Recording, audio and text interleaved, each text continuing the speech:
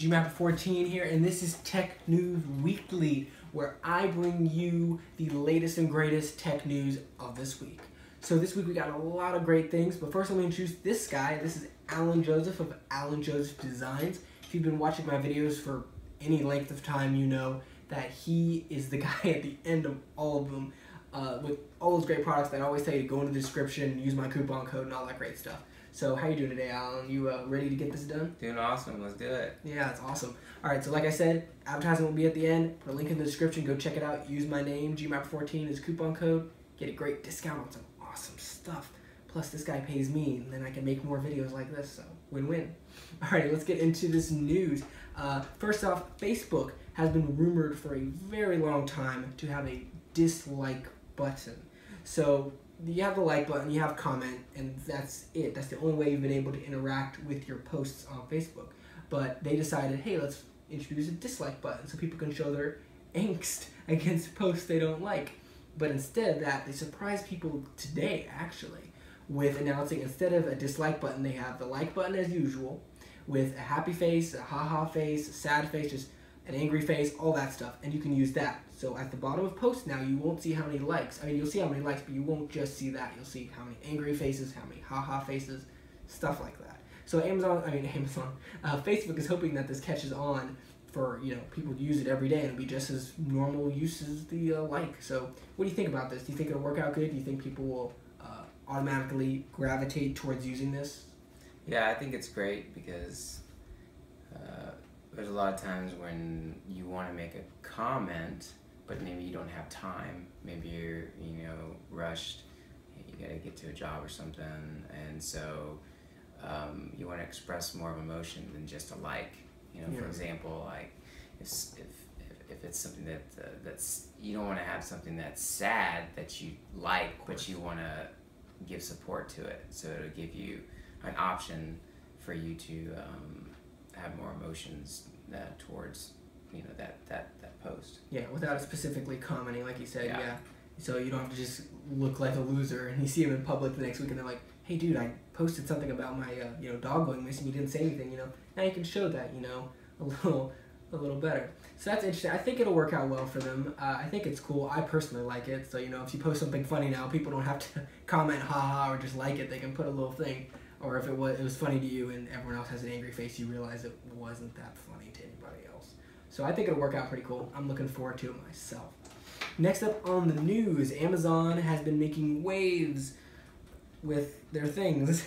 This week they announced a new sub-website to their normal website. It is called Amazon Handmade.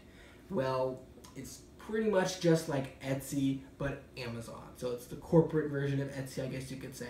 So hopefully it'll work out good. I mean, you use Etsy a lot, so do you think that Amazon has a chance, or has Etsy already taken over, like, okay, no one else can do this but us right now? So what do you think? Well, I think Etsy definitely is ahead of the game. It's got this really nice mom and pop homemade feel when you sell your stuff, and it's just got a really good vibe. I really like Etsy.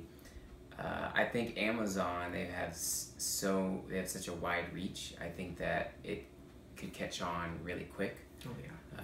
I think they need to steer away from having a corporate feel to it, and I think if they have like a feel that's similar to Etsy, if they can do that, I think they would, Etsy can have some competition. But Amazon, like I said, it's huge. It has a huge reach. I think there's going to be major competition with Etsy. It's just going to be interesting to see how Amazon presents this products. Yeah, the products. So yeah, Etsy, it's very warm when you go to their website. The colors are really nice. It's not, it's kind of rounded, all the images, so it looks really welcoming. And when you go to Amazon, you're like, okay, I'm here to buy a product. I'm not here to fall in love with the website, pretty much. So hopefully Amazon can keep, what they already have for electronics and other products, but also have it look really welcoming to people who are like, hi, I'm selling my boots here, hopefully you want to buy them, instead of it just saying sold by Google, sold by Amazon. It has a more welcoming tone to it. Of course, we all know that Amazon can fail when it comes to product launches. Everyone's like, oh, an Amazon smartphone. That doesn't, totally make a lot of sense, but it's Amazon. They can't mess this up. and no one bought any of them. So that was that. So hopefully this doesn't happen with this. I would love to see some competition, and I love shopping on Amazon, so I'll probably check it out eventually. Yeah. So next up on the list of news is something not really tech related, but this guy does use a lot of technology to catch the bad guys. I'm talking about James Bond 007, that awesome, cool, classy, suave spy. Specifically Daniel Craig's version of a secret agent. And have you heard about this week lately? He hasn't been saying too many great things about his experiences on this last movie. What have you heard? Well, it just sounds like he's burnt out on playing James Bond, and also, after doing a lot of interviews and done a lot of promotion for James Bond, and just the whole process of making the movie, and this being, this isn't the first one. This is, he's done a few now, and so he's just getting burnt out, and which is a lot of the people that play James Bond that has happened to, and they just kind of get tired of the one-liners, or just feeling like they creatively they're kind of boxed in, like they have to play this certain character and there's certain parameters, and so yeah, it seems like he's just getting tired and might be ready to move on. Yeah, I think he's almost acting like what a normal human should react after working so long. I mean, if you work at a place for like 3 years and you don't really, it's just a job, you're not going to be like, oh, I love my job at the end of every day. So all these actors that go on these talk shows late night, they're like, oh, I love making this movie, I hope you enjoy it. It's a lot of hard work. They have to work crazy hours all the time. So he's pretty much acting like what someone would normally react after a movie. He's like, dude, I've done 4 of these, I don't even care anymore. Yeah. So that's obviously after working for months straight on something, how you would feel about that, I think. Yeah, and after you play the same character, it's like it's a new script, a new plot, but you're still playing this same character, and it can kind of get old. Oh. And pretty much a majority of the James Bonds that have played in a few films, play that character, kind of gets to that point. Pierce Brosnan was very similar. He was a really amazing James Bond, but he was getting tired of the cliched lines and the shaken not stirred and all that little cheesy stuff. Yeah, so I love Daniel Craig, but if he's tired of it, it's time to move on. You definitely don't want an actor playing something where they're like, I'm just doing this for money, I'm done with it, because then it shows in the product. I mean, maybe they're a great actor and you might not see it so well, but you want someone who's invested in the product. So if he's done like he said, then it'd be nice for a new person to step in. Speaking of new people, they've also rumored lately that Idris Elba, you of course know, was rumored to be the new James Bond for a while, but that didn't pan out. That's what it looks like anyways. So Tom Hardy is up next, it looks like, and he said he would not mind taking that role at all. What do you think about Tom Hardy being the next 007? I think Tom Hardy would be amazing, and I really liked that they made the choice with Daniel Craig, and the way they made the character serious and more physically dominating, as opposed to say Roger Moore or Pierce Brosnan, where they were more of like finesse, because they needed more finesse because they didn't have a lot of like muscle strength.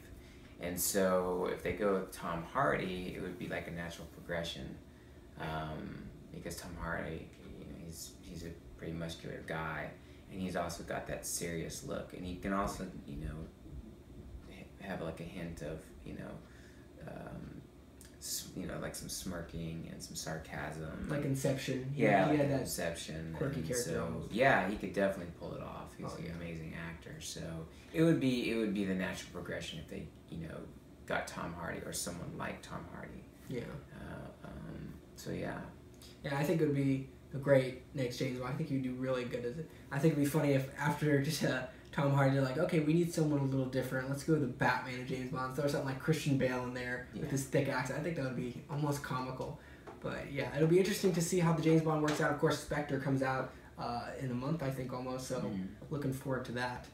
Well, I hope you guys enjoyed this special edition of Tech News Weekly. If you liked a guest being here, instead of just hearing me blab on about tech news, let me know in the comments. Remember to like, subscribe, all that great stuff. And I'll see you guys in the next video. Check out the sponsors video after this so I can make some more money, because who doesn't like making money? Well, I'm sure there's some people who don't like that. But anyways, I'll see you guys in the next Tech News Weekly. Subscribe to my channel for a lot of great content.